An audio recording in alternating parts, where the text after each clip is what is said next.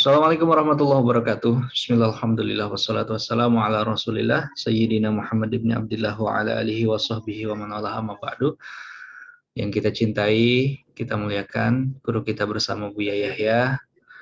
Jangan lupa untuk senantiasa mendoakan beliau, mudah-mudahan Allah panjangkan umur beliau dalam ketaatan serta sehat walafiat, dimudahkan urusan beliau, dan tentunya dimudahkan segala hajat-hajat beliau. Amin ya rabbal alamin. Alhamdulillah, teman-teman semuanya, malam hari ini kita bisa berjumpa kembali, tentunya bersama guru kita juga, Ustadz Muhammad Rosyad, dalam program rutin kita di ngaji virtual. Sempat terlewat ya di Sabtu pekan sebelumnya, tapi alhamdulillah kita juga bisa berjumpa dengan Buya di Sabtu berikutnya. Malam hari ini kita lanjut belajar tentang fikih praktis, yang mana melanjutkan kajian-kajian sebelumnya yang tadi sudah kami sampaikan. Pertemuan sebelumnya kita membahas tentang fikih nifas bersama Ustadz Muhammad Rosyad, dan insya Allah kita akan lanjut kembali pembahasan seputar fikih praktis malam hari ini. Silakan teman-teman semuanya persiapkan catatan, persiapkan buku, ya. Mudah-mudahan nanti kita mendapatkan ilmu yang berkah, manfaat dunia dan akhirat, dan insya Allah seperti biasa ada sesi tanya jawab juga. Tapi kami sudah himpun banyak pertanyaan dari sahabat-sahabat semuanya yang tentu sudah sahabat kirimkan di grup WhatsApp. Insya Allah akan ada beberapa yang nanti akan kita angkat, ya. Baik, kita langsung saja mempersilahkan guru kita Ustadz Muhammad Rosyad untuk menyampaikan kajiannya di malam hari ini. Fadhal Ustadz. Shallu ala Nabi Muhammad. Bismillahirrahmanirrahim. Assalamualaikum warahmatullahi wabarakatuh. Alhamdulillah ar-Rahman ar-Rahim, wassalatu wassalamu ala Sayyidina Muhammadin wa ala alihi wa ashabihi wa tabi'ina lahum bi ihsanin ila yaumiddin. Allahumma a'inna ala dzikrik wa syukrik wa husni ibadatik. Allahumma a'inna ala ta'atika wa a'inna ala tarki ma'asiyatika. Allahumma alif baina qulubina wahdina subul salam wa najina minadh dhulumati ila nur wajna fahisha ma dhahara minha wa ma batan. Allahumma ya rabbana rzuqna taubatan qabla al-maut wa syahadatan indal maut wal jannata ba'dal maut ma'a habibika sayyidina Muhammad. Allahumma rabbana atina fid dunya hasanah wa fil akhirati hasanah wa qina adzabannar. Amma ba'du. Yang kita muliakan guru kita semua Buya beserta keluarga, yang kami muliakan para pengurus wakaf pembangunan media, dan yang kami banggakan para perindu kemuliaan, ibu-ibu, para orang tua kami, hadirin hadirat, pecinta kemuliaan. Alhamdulillah malam hari ini kita bisa bertemu di media online ini. Mudah-mudahan pertemuan ini pertemuan yang ada manfaatnya, pertemuan yang diridhoi oleh Allah Subhanahu wa taala, dan pertemuan untuk menambah ilmu kita, karena menuntut ilmu adalah satu bentuk kewajiban. Pun demikian ternyata menuntut ilmu itu ada ibadah. Artinya apa? Ada pahalanya di hadapan Allah Subhanahu wa taala. Mari bersyukur kalau kita dipertemukan dalam lingkungan yang di situ ada kebaikan. Seperti biasa kita langsung saja kepada pembahasan fikih. Kalau di kesempatan yang lalu kita berbicara masalah nifas, maka saat ini kami akan sedikit berbicara tentang tayamum. Tayamum adalah bermaksud mengambil debu untuk diusapkan di wajah dan tangan untuk menggantikan wudhu dan mandi besar. Jadi tayamum itu pengganti daripada wudhu dan mandi besar. Jangan salah paham. Ada orang memahami bahwasanya tayamum itu hanya pengganti daripada wudhu saja. Dia tidak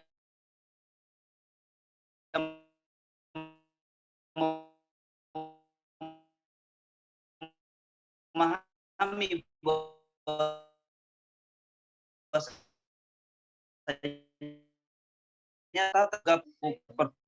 ada hadas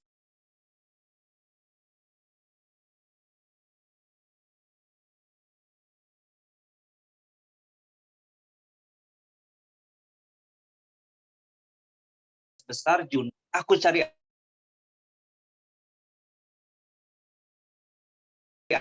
air, ternyata tetap tayamum karena hadas besar, tayamumnya tetap sesuai dengan ketentuan seperti hanya pengganti daripada wudhu, yaitu di wajah dan di tangan. Jadi kesimpulannya, jika seorang tidak bisa berwudhu atau mandi besar karena tidak menemukan air, karena tidak ada air, maka dia bisa melaksanakan sholat dengan tayamum. Seperti itu ya. Baik, kemudian sebabnya tayamum itu ada berapa? Dijelaskan oleh para ulama bahwasanya sebab tayamum itu ada satu, yaitu tidak adanya air. Jadi kalau ditanya sebab tayamum itu ada satu. Kesimpulannya dari berbagai macam kitab itu, baik di Safinatun Najjar atau kitab yang lain, sebabnya tayamum itu ada satu, tidak adanya air. Tidak adanya ini baru dibagi dua. Yang pertama, tidak ada air yang sesungguhnya, contohnya di padang pasir, ya, atau kemarau yang panjang. Jadi di padang pasir itu karena melakukan perjalanan.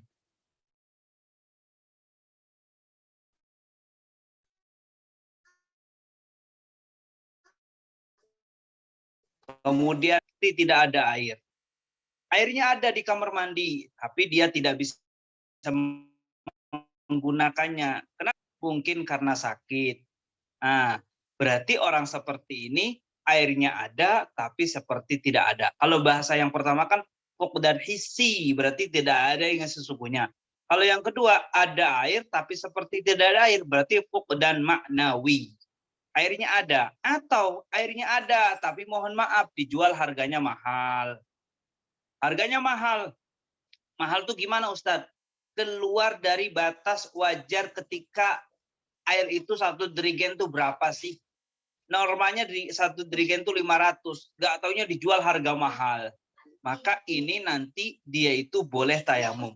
Atau airnya itu ada tapi di luar. Jangan digambarkan kayak zaman sekarang, kamar mandi itu adanya kamar.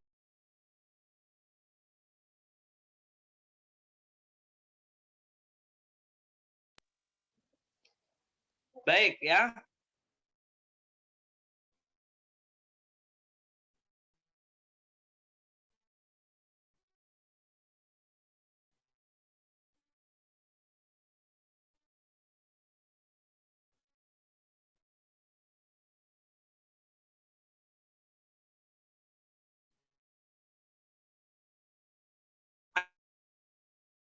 Air itu sampai yaitu nanti dengan tayamum. Seperti itu. Itu mungkin gambaran contoh ada air tapi seperti tidak ada air. Cuma yang terjadi mungkin kita temukan saat ini adalah biasanya karena sakit. Tapi ya mohon maaf, sakitnya bukan sakit jerawat. Ya, sakit jerawat langsung tayamum. Ya enggak lah. Bukan sakit yang memang menurut pengalaman pribadi atau dokter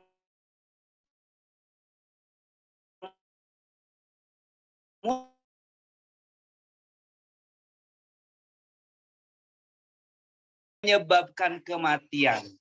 Ya, jadi pengalaman pribadi atau dokter muslim yang dipercaya, kalau dia menggunakan air, dia itu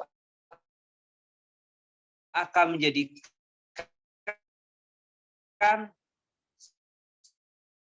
menyebabkan kematian. Maka orang seperti ini diperbolehkan untuk tayamum. Jadi kita pahami bahwasanya sebabnya tayamum itu ada satu, tidak adanya air, tidak ada air dibagi dua, tidak ada air yang sesungguhnya, yang kedua ada air tapi seperti tidak ada air. Nah, pembahasan selanjutnya adalah yaitu kapan dikatakan seseorang itu tidak ada air yang sesungguhnya? Apakah di kamar mandi kita tidak ada, langsung dikatakan tidak ada air yang sesungguhnya? Ya nggak bisa dong, ada pembahasannya. Jadi dijelaskan, seseorang itu, jelas oleh para ulama, seseorang itu boleh bertayamum di saat tidak menemukan air yang sesungguhnya itu, akan tetapi ada batasan. Yang pertama adalah hadul gos. Hadul gos itu, ini kan bahasa Arab. Hadul gos itu batasan orang minta tolong.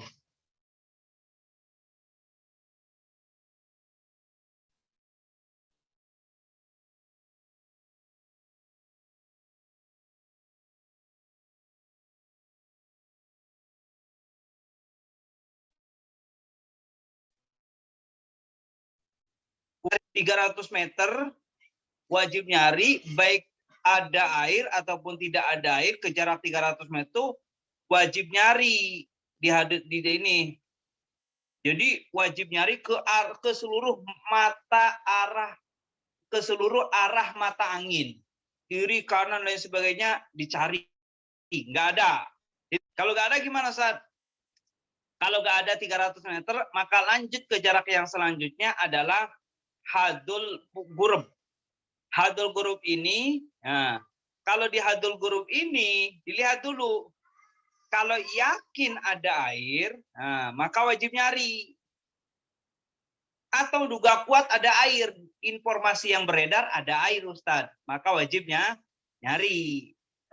Kalau bahasa lainnya gini, misalkan gini, di Sumber, yang orang Sumber di mana? Di Sendang. Di Sendang itu misalkan naudzubillah min dzalik gak ada air. Di Al-Baja Pusat naudzubillah, mudah-mudahan ada air terus. Kalau di Al-Baja Pusat gak ada air, dilihat dulu ke gerbang. Antara pusat ke gerbang itu kurang lebih jaraknya ada 300 meter. Kalau di jarak 300 meter ini, ke gerbang itu gerbang yang depan, paling depan jalan raya tuh, dekat Hotel Santun tuh. Kalau jarak ke situ 300 meter, ini syaratnya ya pokoknya wajib nyari aja, nggak perlu syarat ada nggak ada.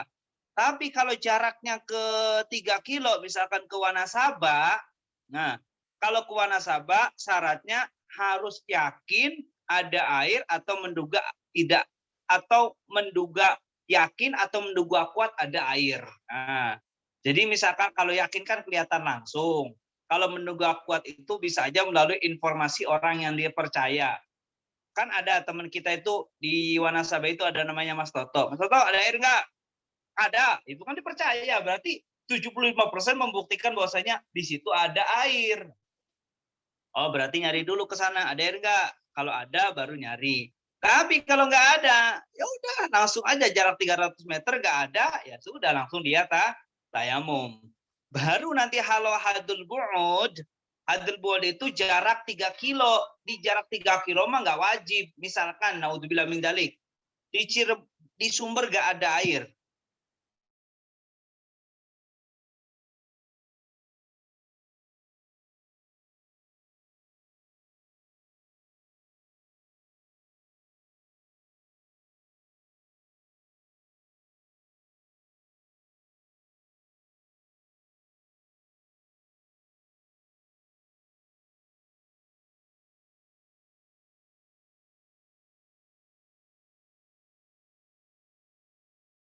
Sebabnya tayamum ada satu, yaitu tidak adanya air. Tidak adanya air dibagi dua. Tidak ada air yang sesungguhnya. Yang kedua ada air tapi seperti tidak ada air. Kemudian pembahasan yang tadi barusan kita bahas adalah kapan dikatakan tidak ada air yang sesungguhnya. Jarak 300 meter dulu. Setelah 300 meter ini kan wajib nyari, baik menduga ada air ataupun tidak ada air. Baru nanti langkah yang selanjutnya adalah jarak 3 kilo, tapi syaratnya yakin atau menduga kuat. Yakin atau menduga kuat. Yakin atau menduga kuat. Baru kalau lebih dari itu namanya hadul bu'ud, maka di situ tidak wajib meskipun yakin ada air. Selesai. Setelah kita memahami sebabnya tayamum, yang selanjutnya adalah syaratnya tayamum. Syaratnya tayamum itu yang pertama syarat sebelum tayamum. Jadi dibagi menjadi 4. Syarat sebelum tayamum. Jadi sebelum tayamum itu syaratnya itu yang pertama menghilangkan najis yang ada di badan atau di anggota tayamum. Jadi ada di badan, di anggota tayamum, dihilangin dulu kalau ada najisnya. Yang kedua, sudah masuknya waktu sholat. Jadi kalau tayamum itu syaratnya sudah masuknya waktu sholat. Yang ketiga, harus cari kiblat dulu. Kiblatnya arahnya kemana? Ya, Kalau Indonesia kan kiblatnya arahnya itu ke arah barat, kemudian miring dikit. Ya, miring dikit. Seperti itu ya. Kemudian syarat berkenaan dengan alat. Jadi kalau syarat tayamum itu alat debu. Debunya harus suci. Kemudian debunya kering. Kemudian debunya yang tidak bercampur dengan sesuatu yang lainnya seperti tepung. Kemudian yang selanjutnya debunya bukan debu mustakmal. Saya ulangi ya. Syarat berkenaan sebelum tayamum, hilangkan najis dulu. Yang pertama. Yang kedua, sudah masuknya waktu sholat. Jadi sudah maksud sholat itu kan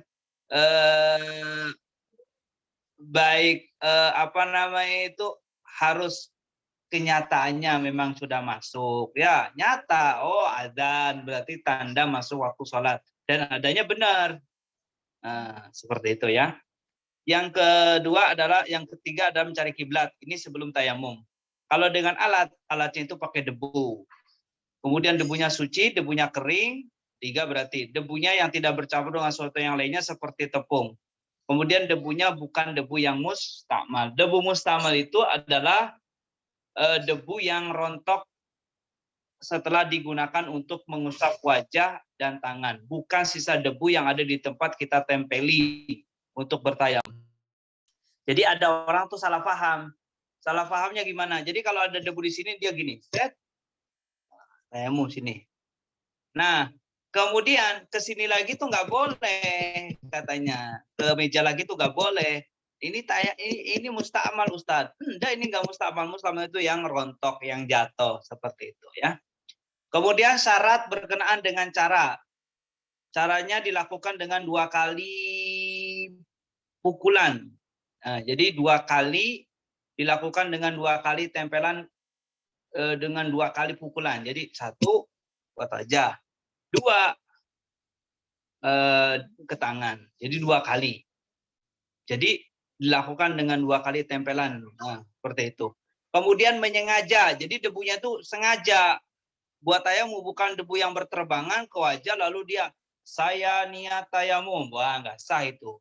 Kemudian mengusapkan ke anggota tayamum wajah dan tangan. Kemudian syarat berkenaan dengan tempatnya tayamum itu wajah dan kedua tangan. Seperti itu. Itu yang perlu dipahami. Baik, kemudian ada beberapa hal yang perlu dipahami oleh kita juga. Saya ulangi ya. Biar ingat. Kalau berkenaan dengan tempat wajah dan kedua tangannya sampai siku ya. Kemudian wajah ya, wajahnya dari sini nih.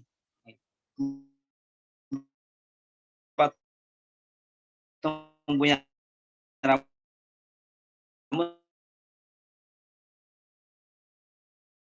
sampai dagu ini sampai sini, kemudian sengaja memindah debu, kemudian mengusapkan ke anggota tayamum yaitu wajah dan tangan. Kemudian yang perlu dipahami, 1 kali tayamum itu hanya bisa digunakan untuk 1 kali sholat fardu. Jadi 1 kali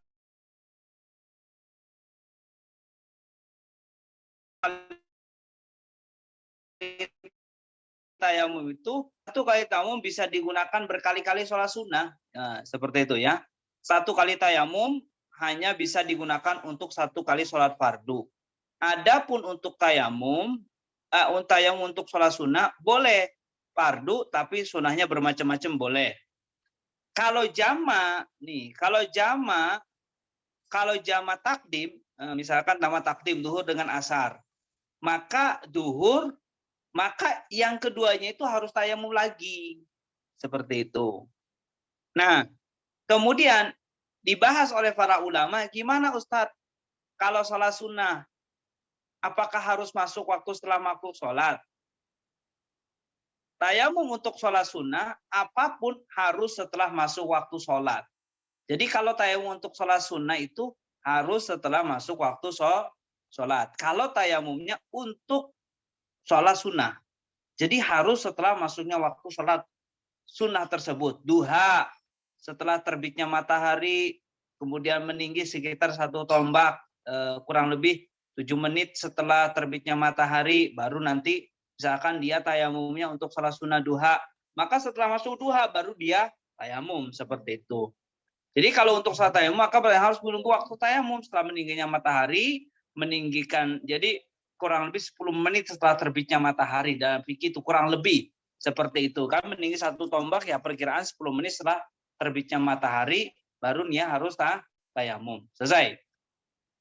Kemudian yang selanjutnya adalah fardu tayamum atau kewajiban dalam bertayamum. Yang pertama mengambil debu dengan 2 kali tempelan, sekali untuk wajah, sekali untuk tangan. Kemudian niat mengusap wajah. Niat saat mengusap wajah, bukan niat mengusap wajah. Niat saat mengusap wajah. Jadi kewajiban dalam itu yang pertama ngambil debu, yang kedua niat saat mengusap wajah. Jadi niat tayamum itu sama seperti niat dalam wudhu, yaitu hanya dengan cara mengusapkan niat dalam hati yang dimengerti dengan bahasa apapun. Memang ada bahasa Arabnya, nawaitu tayammuma listibahati sholati. Saya niat tayamum untuk diperbolehkan yang namanya sholat. Kemudian yang selanjutnya mengusap wajah ya.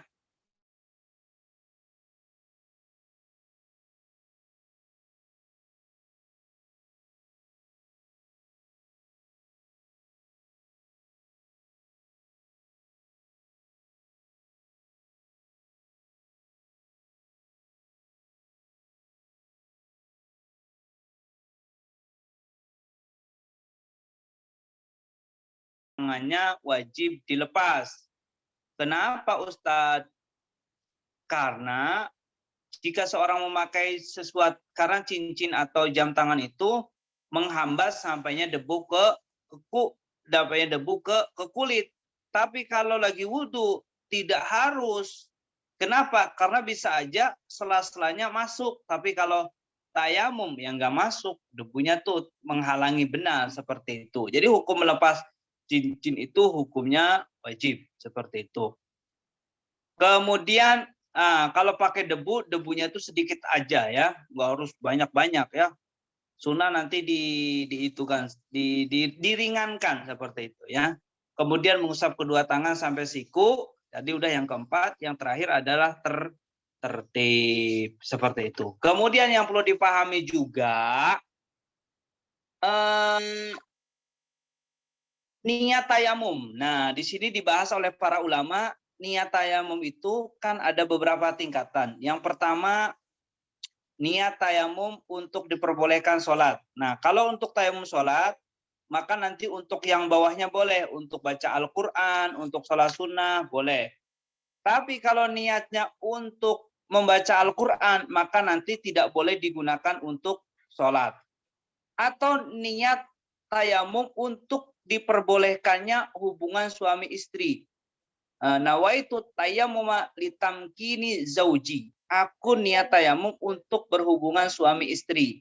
Maka nanti tidak diperbolehkan untuk sholat. Nah, seperti itu ya. Jadi niat yang pertama boleh ke bawah, niat yang kedua boleh nggak boleh ke bawah, nggak boleh ke atas. Seperti itu ya. Kemudian kesimpulannya bertayamum dengan udah kita jelaskan. Nah, titik. Satu pembahasan lagi. Insya Allah nanti kita akan lanjut di bab yang lanjutnya, yaitu masalah yang membatalkan tayamum. Tapi ada sedikit satu pembahasan lagi, yaitu sholat dengan tayamum. Apakah wajib diulang? Nah, dibahas nih. Sholat dengan tayamum yang dikerjakan karena tayamum, jika memenuhi 2 syarat, nah, jika 2 syarat wajib diulang. Yang pertama, fuk dan hisi, tidak ada air yang sesungguhnya. Yang kedua, di tempat itu biasanya ada air. Jadi, kalau sakit, tayamum. Sakit, kemudian dia tayamum. Maka nanti orang yang sakit karena tayamum, orang tayamum karena sakit, sholatnya tidak wajib diulang. Tapi kalau ada orang lagi menemukan musim kemarau, kemudian di tempat itu biasanya ada air, maka nanti sholatnya wajib diulang. Tapi kalau di padang pasir, karena perjalanan dia tayamum, maka sholatnya tidak wajib diulang. Seperti itu ya. Jadi tayamum, sholat dengan tayamum itu tidak wajib diulang. Kalau karena sakit, kemudian di tempat itu biasanya tidak ada air, seperti itu. Baik, itu saja pembahasan yang bisa kami hadirkan berkaitan dengan tayamum. Insya Allah kita akan bahas di kesempatan yang akan datang, yaitu hal yang batalkan tayamum. Kemudian bagaimana kalau lagi tayamum menemukan air. Wallahu a'lam bishawab. Baik, alhamdulillah, jazakumullah ahsanul jaza. Tentang tayamum ya. Tentang tayamum ini mungkin di antara kita masih banyak yang belum sepenuhnya memahami, dan alhamdulillah malam hari ini diberikan penjelasan yang sangat jelas, terutama tadi di bagian terakhir ya, tentang apakah orang yang sholat dengan tayamum itu harus diqodho ya. Tentu teman-teman tadi sudah mempunyai catatan ya. Baik, saatnya kita sesi tanya jawab. Untuk teman-teman yang ingin bertanya langsung, tahan dulu ya. Insya Allah mudah-mudahan nanti masih cukup waktunya. Kita akan berikan kesempatan bertanya secara langsung. Tapi sebelumnya kami ingin bacakan dulu beberapa pertanyaan-pertanyaan dari sahabat yang tentu sudah kirimkan ya, bertanya di grup Wakaf Media. Yang pertama, bentar.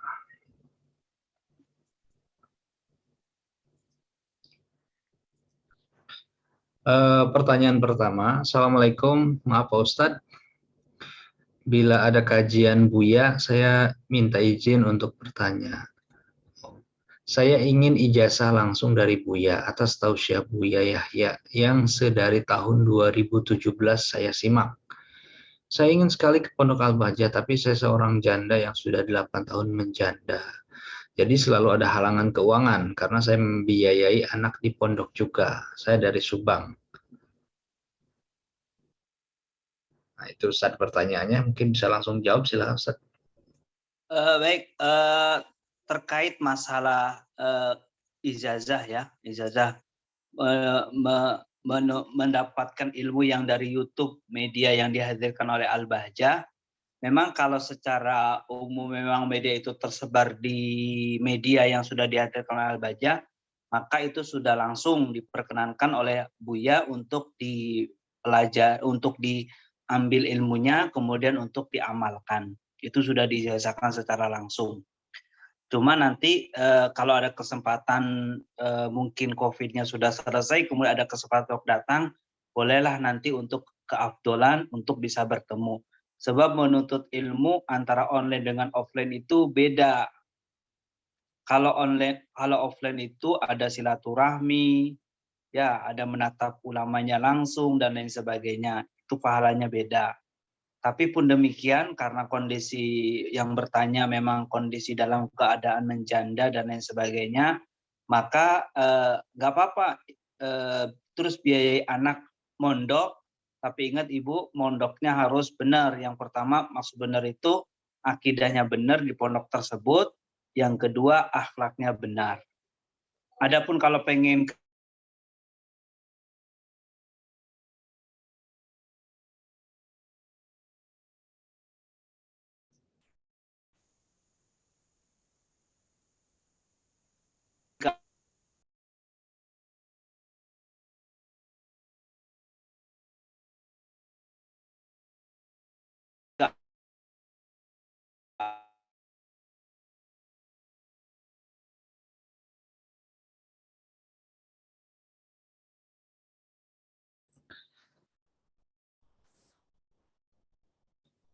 kayak gitu.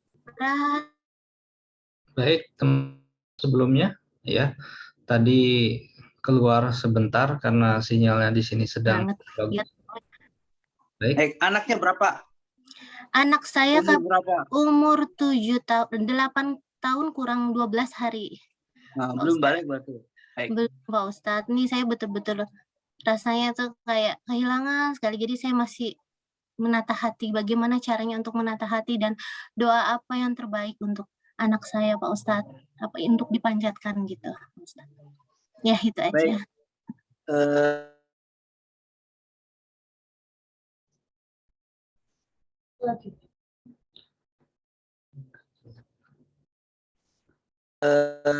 Termasuk sekaligus amanah.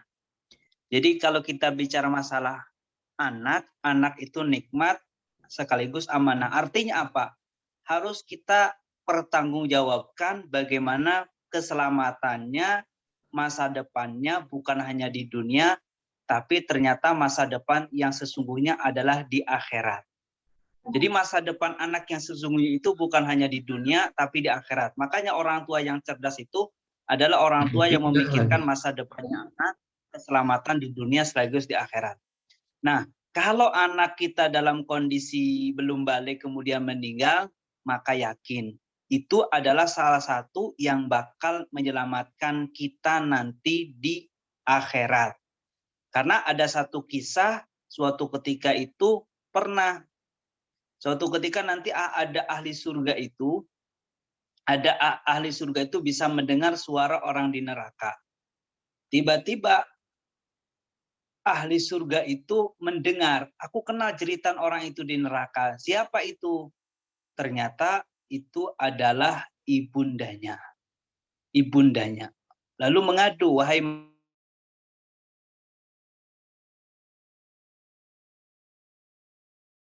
malaikat,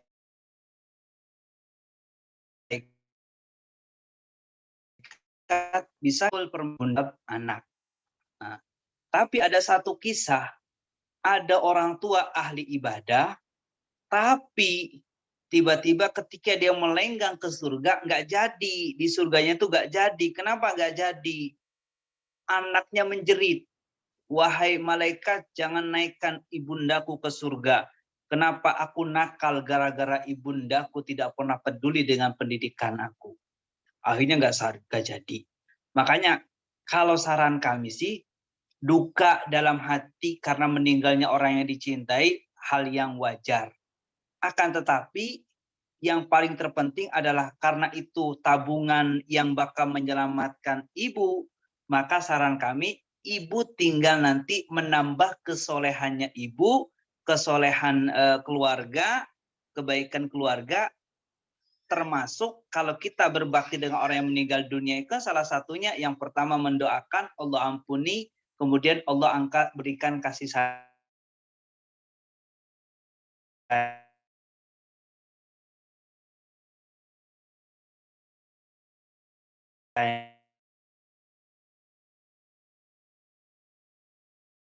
ibadah ibu biar semakin baik lagi, dan yakin biar nanti di surganya bareng nggak mampir neraka dulu. Mudah-mudahan kita semua jadi ahli surga. Yang meninggal dunia dari kita, mudah-mudahan Allah ampuni dosanya, Allah angkat derajatnya. Allah alam bisawab. Terima kasih Pak Ustadz. Baik Ustadz, mohon maaf teman-teman sebelumnya tadi sempat keluar sejenak ya karena sinyal di kami sedang tidak bagus. Ini hostnya jadi pindah nih ke Mamah Bella nih, Masya Allah. Mamah Bella ya, mohon nanti kami dijadikan host lagi ya, itu nanti bisa langsung. Karena tadi otomatis langsung berganti hostnya. Kita lanjut ke pertanyaan berikutnya, masih banyak pertanyaan tertulis yang belum terjawab. Assalamualaikum warahmatullahi wabarakatuh. Ustadz, izin bertanya. 1. Untuk zakat mal, apakah ada niat khusus seperti zakat fitrah? 2. Apakah zakat mal harus berupa uang atau bisa juga berupa uang yang sudah diberikan barang? 3. Siapa saja yang sebaiknya diberikan zakat mal? Apakah boleh untuk masjid atau yayasan, Ustaz? Baik. Zakat itu kan ada dua. Yang pertama, zakat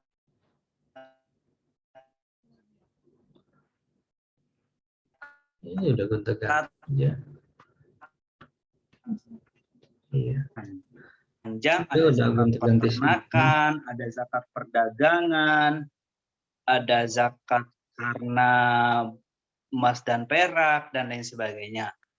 Cuma dari pertanyaan yang dihadirkan itu mungkin kami simpulkan bahwasanya itu mungkin mensoroti kepada zakat perdagangan. Zakat perdagangan itu adalah zakat yang harus memenuhi nisab. Nisabnya berapa zakat mal? Zakat perdagang itu nisabnya itu kurang lebih antara hitungan emas itu 84 gram emas sampai dengan 90 gram emas murni. Jadi kapan dia jualan, kemudian yang kedua kan harus haul, berputar selama 1 tahun, maka yang termasuk dalam putaran perdagangan, dari situlah yang wajib dizakati, bukan yang sudah jadi barang, jadi mobil, jadi anting istrinya, maka itu tidak harus dihitung. Setelah dihitung, ada nggak ukuran kurang lebih 80 gram emas? Kalau ada, maka dikeluarkan 2,5%. Kemana dikeluarkannya? Dikeluarkannya kepada orang yang berhak. Siapa orang yang berhak? Maka diantaranya adalah ada fakir, miskin, amil, rikob, dan seterusnya. Banyak. Jadi ada kurang lebih ada 88 golongan orang yang berhak terima zakat. Bukan ke masjid, bukan ke pengurus yayasan, kecuali orang yang mengurus masjid itu orang termasuk fakir, miskin, dan lain sebagainya. Nah, kemudian adakah harus menyebut seperti zakat fitrah saya keluarkan, nah itu zakatan, maka dijelaskan oleh para ulama tidak harus seperti itu, yang penting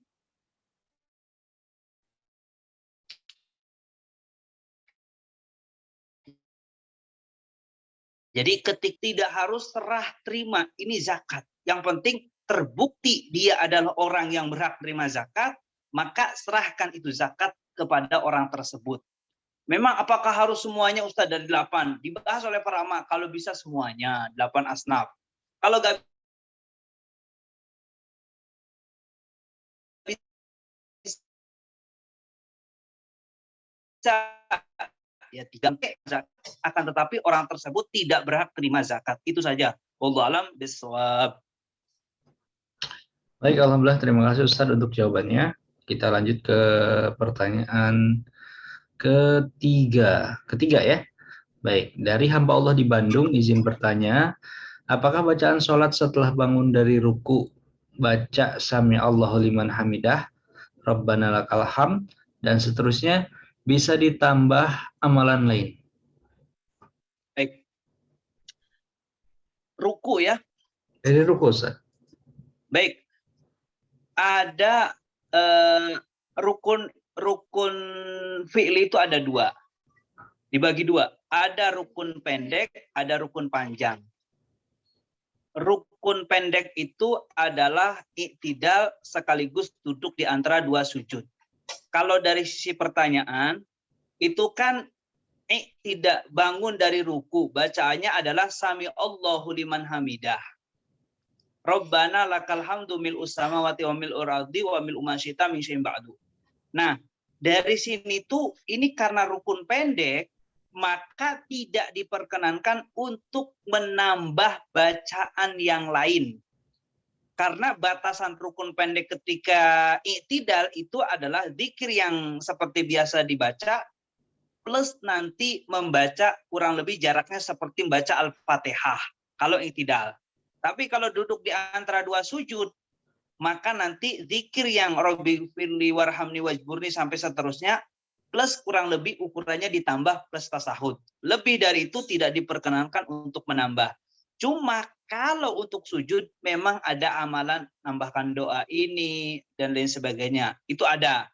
Tapi kalau sepengetahuan kami, kalau yang ditanyakan i'tidal, maka tidak diperkenankan untuk menambahkan rukun yang lain atau amalan yang lain. Itu saja. Wallahu a'lam bishawab.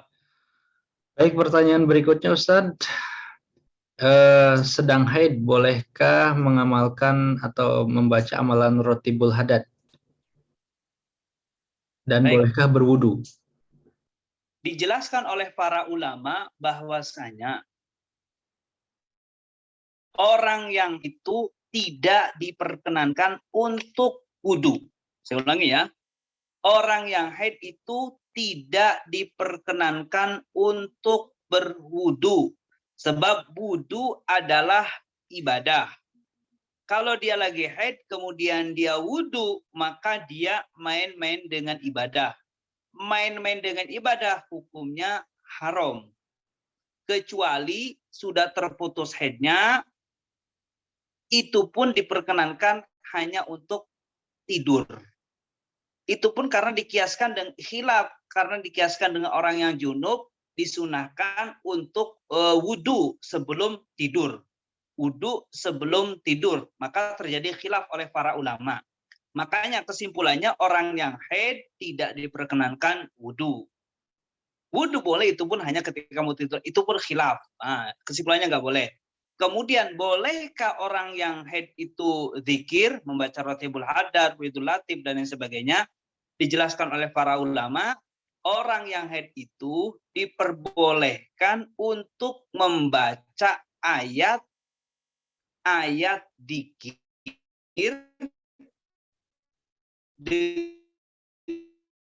niat jaga Wiridul Latif, maka itu diperkenankan dalam irama menjaga diri dari makhluk-makhluk halus. Itu diperkenankan. Makanya kesimpulannya, bolehkah baca Wiridul Latif? Boleh, meskipun dalam kondisi haid. Itu saja. Wallahu alam bishawab. Baik, terima kasih Ustadz atas jawabannya. Berlanjut ke pertanyaan berikutnya. Assalamualaikum, Ustadz. Izin bertanya, bolehkah secara sengaja mengkode sholat subuh? Terima kasih. Jadi gini, udurnya sholat itu kan ada 2. Ada sebagian ulama katakan 4. Tapi saya jelaskan 2 saja di sini. Yang pertama tidur, yang kedua adalah lupa. Tidur, lupa. Tidur ini udurnya sholat. Tapi tidur sebelum masuknya waktu sholat, atau tidur setelah masuknya waktu sholat. Yang menduga dia bisa bangun, menurut pengalaman pribadi atau dokter muslim pengalaman pribadi, dia itu bisa bangun tanpa harus keluar dari waktunya sholat. Nah, itu tidur. Kalau lupa karena yang wajib, lupa karena yang sunnah, lupa karena yang mubah. Tapi kalau lupa karena yang makruh, maka tidak diperkenankan. Nah, kalau setelah sholat subuh, bolehkah sengaja mengkodok? Dilihat, kalau meninggalkan sholatnya karena udzur, maka mengkodonya boleh kapan saja. Tapi kalau meninggalkan sholatnya karena sengaja, maka wajib segera dikodok. Menyengaja mengkodok sholat subuh. Mungkin habis sholat subuh, sholat lagi, kodok. Boleh nggak? Boleh. Karena yang nggak boleh itu sholat yang mutlak, habis sholat subuh nih. Sholat mutlak yang nggak ada waktunya. Yang kedua adalah sholat yang sebabnya itu mutaakhir. Sholat hajat, itu boleh. Tapi kalau sebabnya mendahului, maka nanti diperkenankan.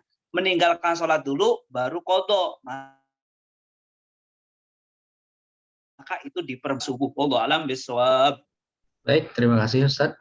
Masih ada pertanyaan berikutnya. Assalamualaikum Ustadz, izin bertanya, syarat-syarat bolehnya melihat perempuan bukan mahram itu apa saja Ustadz? Baik.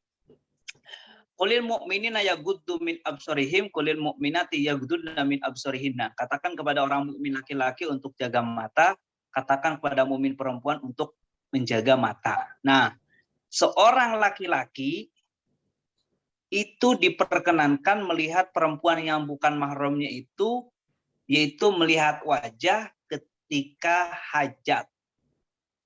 Jadi ketika hajat itu diperbolehkan. Contohnya apa Ustadz? Ngajar. Itu boleh. Seorang laki-laki melihat perempuan yang bukan mahramnya ketika ngajar.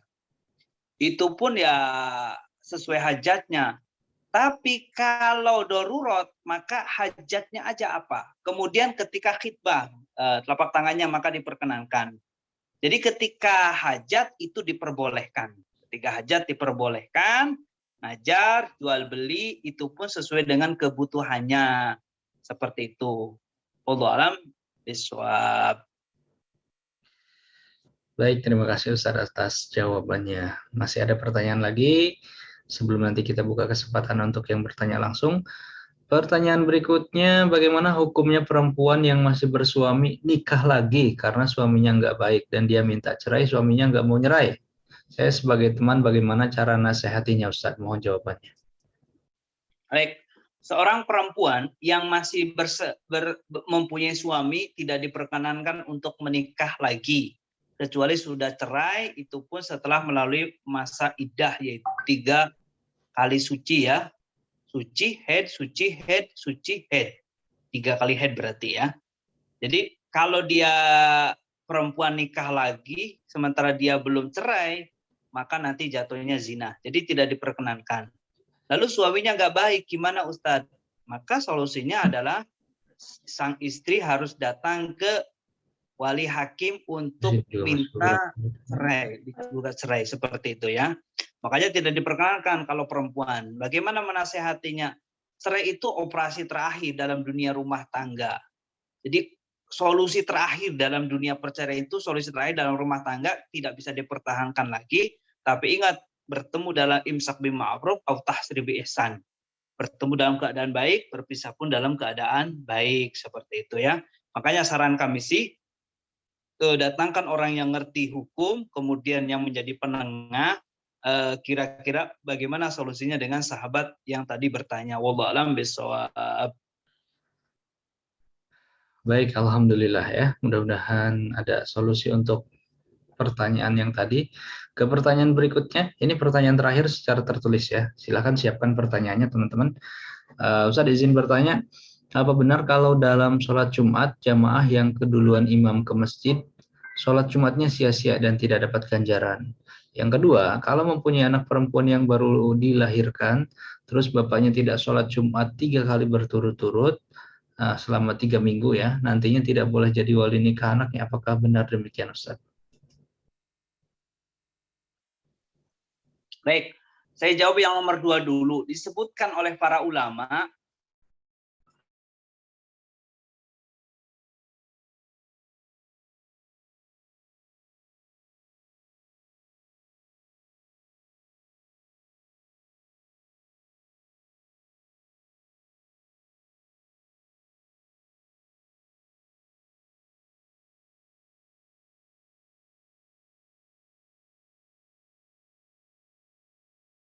orang yang pernah meninggalkan sholat.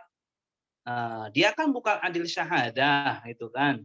Bagaimana? Maka dijelaskan oleh para ulama, termasuk Imam Khatib Asy-Syirbini, menukil dari Imam Ghazali bahwasanya karena kefasikan itu sudah menyeluruh, maka kata Imam Khatib Asy-Syirbini menukil dari Imam Ghazali, diperkenankan meskipun walinya fasik untuk menikahkan putrinya, akan tetapi karena di sini terjadi khilaf itu perbedaan para ulama, maka biasanya walinya itu menyerahkan nikahnya itu kepada hakim atau kepada orang soleh. Itu saja ya. Pertanyaan tentang masalah bagaimana kalau ada meninggalkan sholat seperti itu. Kemudian pertanyaan yang pertama, apakah benar kalau ada orang terlambat dari imam dia nggak dapat pahala? Pertama gini, bagi siapapun yang ketinggalan sholat Jumat, gini loh, nanti ada, ini saya agak panjangkan dikit, jadi bagi siapapun, kalau ketinggalan sholat Jumat dengan sholat duhur itu berbeda. Kalau ketinggalan sholat duhur, itu kan nanti menambal sesuai dengan yang namanya dia harus menambalnya. Tapi kalau sholat Jumat, dia itu harus mendapatkan 1 rakaat.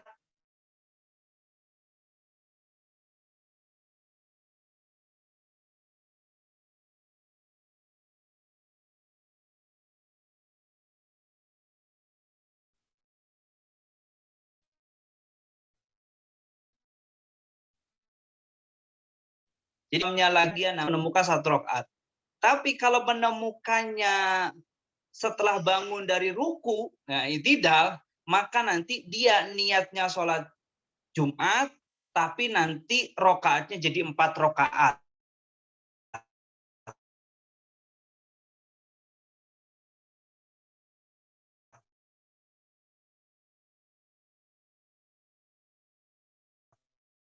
Jadi sholat gak sholat. Ada sholat gak niat, ada niat gak sholat. Itu yang masalah ketinggalan imam. Seperti itu. Nah, yang perlu kita pahami. Jadi kalau duhur berbeda dengan ketinggalan sholat Jumat. Itu yang kami tahu tentang dia nggak dapat pahala itu.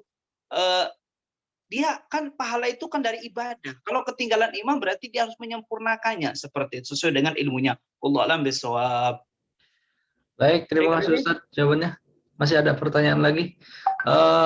Kita berikan kesempatan untuk yang bertanya secara langsung. Tadi pertanyaan pertama dari akhwat ya. Sekarang ikhwan dulu. Mas Agus Wahyudi sudah angkat tangan dari tadi, silakan.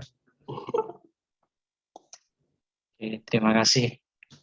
Bismillahirrahmanirrahim. Assalamualaikum warahmatullahi wabarakatuh. Waalaikumsalam warahmatullahi wabarakatuh. Allahumma sholli ala sayyidina Muhammad wa ala alihi wa sahbihi ajma'in. Semoga Buya Yahya, pengurus Al-Bahjah, kemudian para wakil media Al-Bahjah diberikan kesehatan, keselamatan Allah Subhanahu wa taala dan diberikan rezeki yang barokah, yang manfaat. Pertanyaan untuk Ustadz Rozak. Mungkin ada dua pertanyaan. Yang pertama terkait dengan kondisi seorang wanita yang istihadah terkait dengan wudhunya. Apakah wudhunya itu dipakai satu kali atau bisa untuk dua kali ya terkait dengan wudhu untuk wanita istihadah.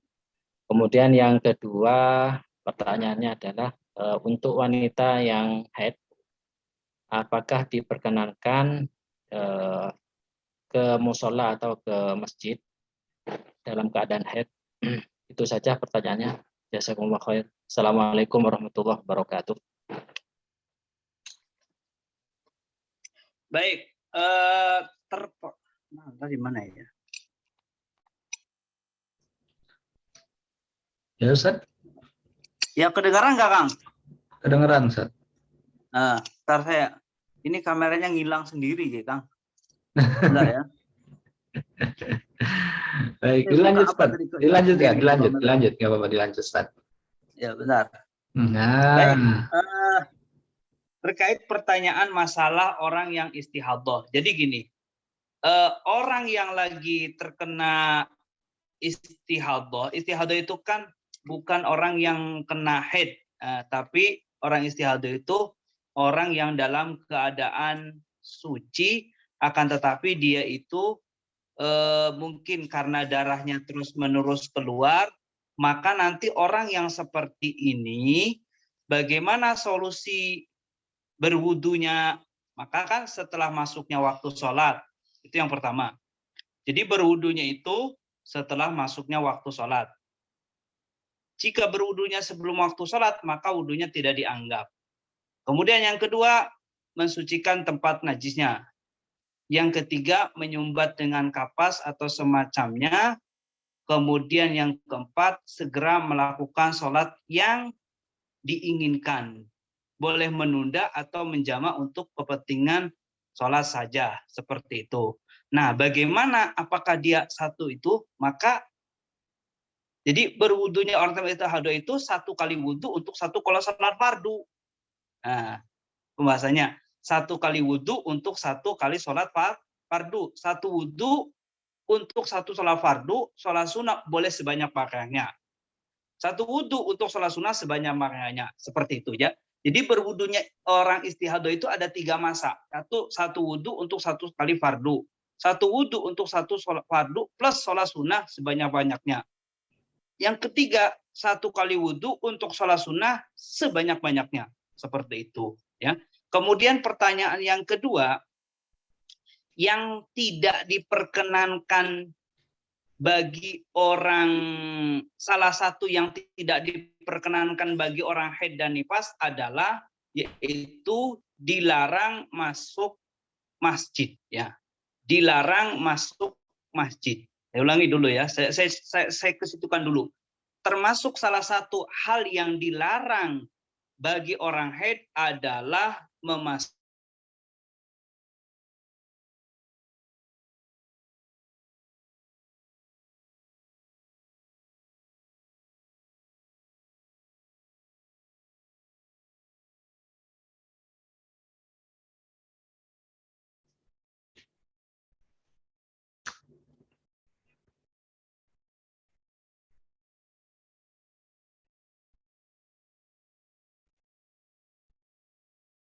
dibolehkan, maka diperkenankan seperti itu. Wallahu a'lam bishawab. Baik, terima kasih Ustadz untuk jawabannya ya.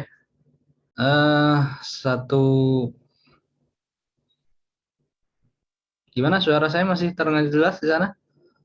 Masih. Masih, baik. Satu penanya terakhir mungkin ya malam hari ini. Ada siapa itu? Ada Umi Habibi. Silakan dibuka mic-nya.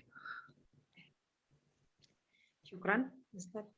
Bismillahirrahmanirrahim. Assalamualaikum warahmatullahi wabarakatuh. Allahumma shalli alaih. Afwan Ustaz, sebenarnya pertanyaan ini sudah pernah saya sampaikan ke adminnya Wakaf Media.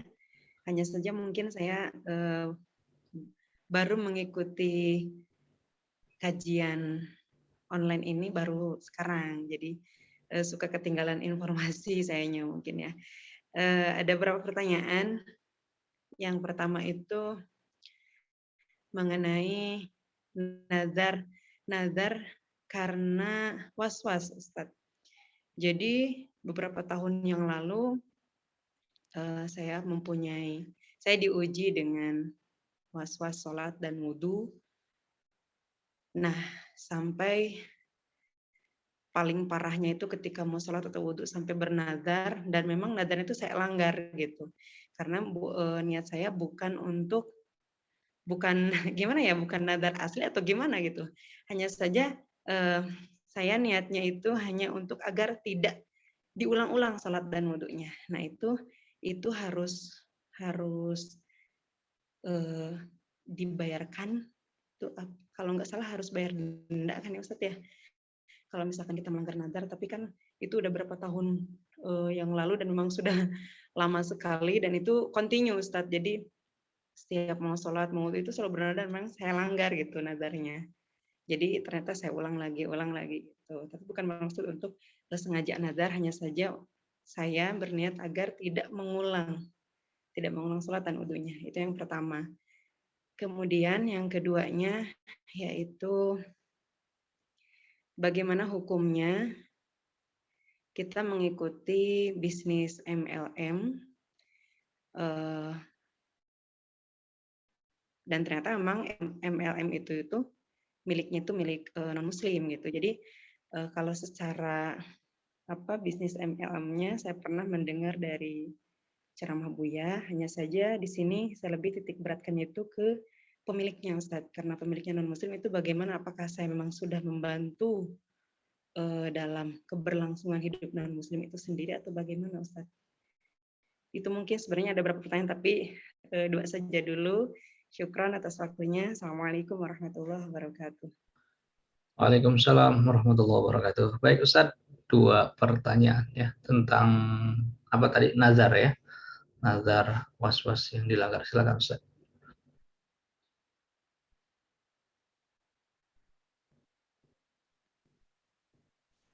Baik, pertanyaan pertama tentang was-was ya.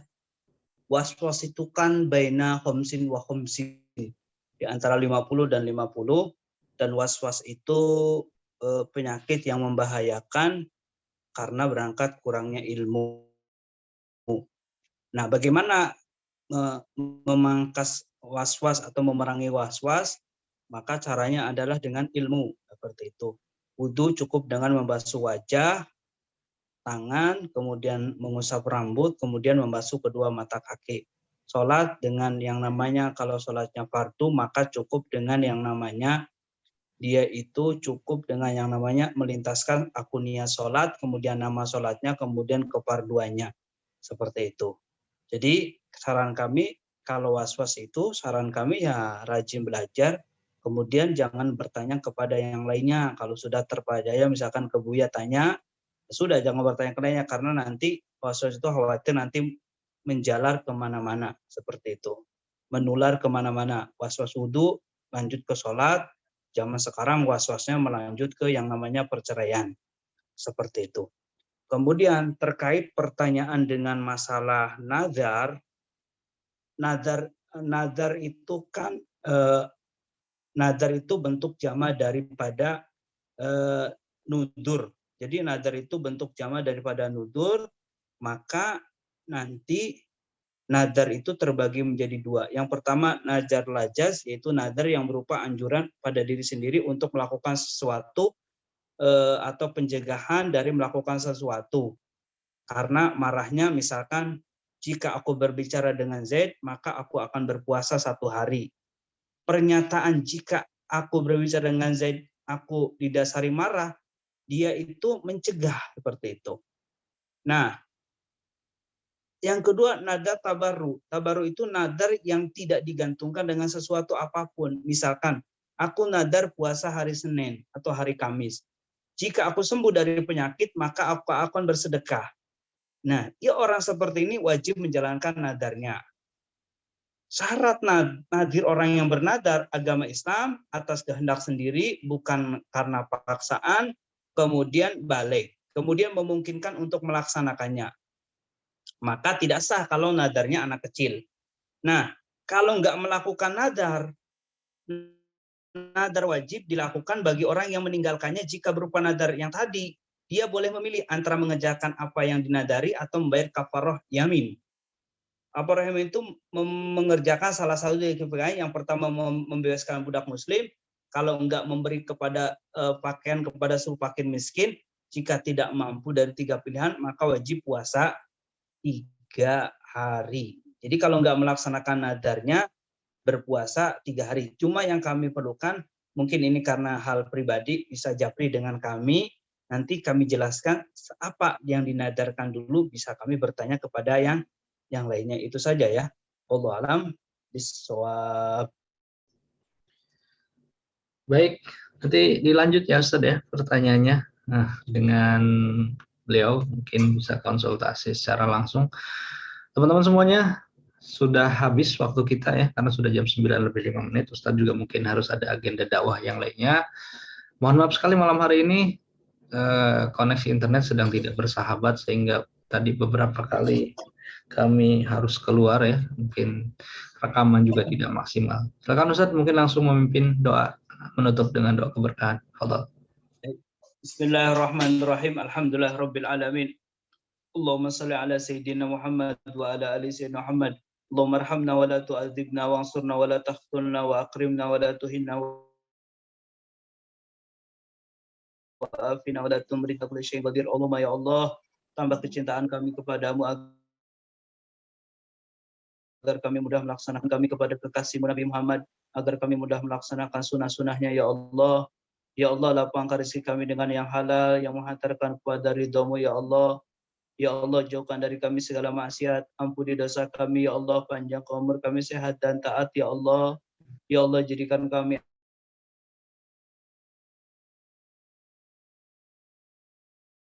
ahli surga, jadikan Muhammad ya Allah.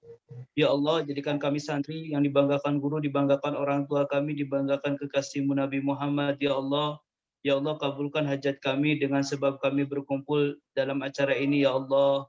Ya Allah, berikan kepada kami husnul khatimah serta panjang umur. Rabbana atina fid dunya hasanah wa fil akhirati hasanah wa qina adzabannar. Wassallallahu ala sayyidina Muhammad wa ala alihi wa sallam. Alhamdulillah. Sirrul Fatihah. A'udzu billahi minasyaitonir rajim. Bismillahirrahmanirrahim. Iyyaka na'budu wa iyyaka nasta'in. Ihdinas siratal ladzina an'amta 'alaihim ghairil maghdubi 'alaihim waladdallin. Amin. Baik, syukran Kang atas semuanya ya. Afwan Ustaz, Pamit insyaallah. undur diri ya. Marhaba. Ya, afwan, doanya Ya. semuanya ya. Ya, marhaba. Assalamualaikum warahmatullahi wabarakatuh. Waalaikumsalam warahmatullahi wabarakatuh. Baik. Syukran. Alhamdulillah, jazakumullah. Guru kita Ustaz Muhammad Rosyad sudah menyampaikan ilmunya pada malam hari ini. Tapi mohon maaf sebelumnya teman-teman semuanya jika malam hari ini banyak sekali kendala-kendala teknis ya, karena memang internetnya sedang tidak bagus. Tapi insya Allah tidak mengurangi keberkahan majelis kita malam hari ini. Insya Allah kita jumpa kembali di hari Selasa. Selasa tanggal berapa ini? Selasa tanggal 9 ya, Selasa tanggal 9 November besok bersama Habib Hisham di jam yang sama tentunya.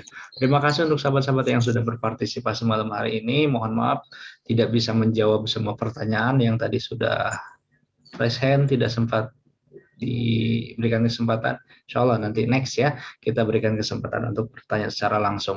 Baik, kami pamit undur diri, mohon maaf, mohon doa selalu, kita tutup dengan doa kafaratul majelis. Bismillahirrahmanirrahim.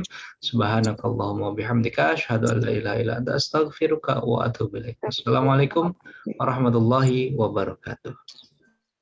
Waalaikumsalam Assalamualaikum warahmatullahi wabarakatuh.